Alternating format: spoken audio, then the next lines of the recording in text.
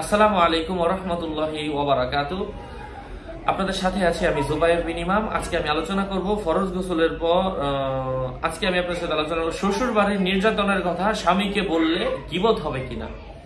অনেক সময় এমন আছে শ্বশুর শাশুড়ি এত বেশি টর্চার করে, দেবর ননাস এরাও জ্বালা যন্ত্রণা করে, এদের মেহমান নিয়ে আসে, কাপড় ধুতে বলে, এই সেই অনেক ধরনের কথাবার্তা বলে।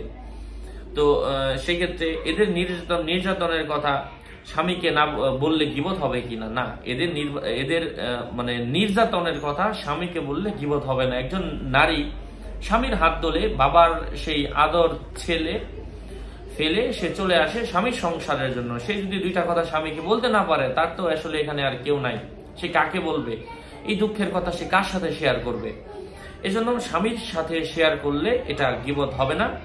এবং কেউ যদি কিছু করে, যতটুকু পারে সে বলবে যে সমাধান করার জন্য, সে বলবে যে আপনি এমন এমন করতেছেন, এটা তো আসলে উচিত না। যতটুকু পারে ততটুকু সে বলবে। আর যেখানে ধৈর্য ধারণ করার প্রয়োজন সেখানে ধৈর্য ধারণ করবে এবং স্বামীর সাথে তার দুঃখের কথা শেয়ার করতে পারে। আল্লাহ তাআলা আমাদেরকে বোঝার তৌফিক দান করেন। আরো আপডেট পেতে আমার সাথেই থাকবেন।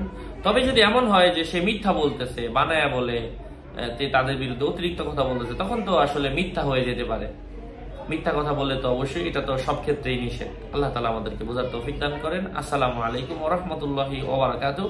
আমার ভেরিফাইড চ্যানেলের ডেসক্রিপশন বক্সে ক্লিক করলে পেজ এবং আইডির লিংক আসবে, এর বাইরে অন্য কোনো পেজ নাই। আসসালামু আলাইকুম।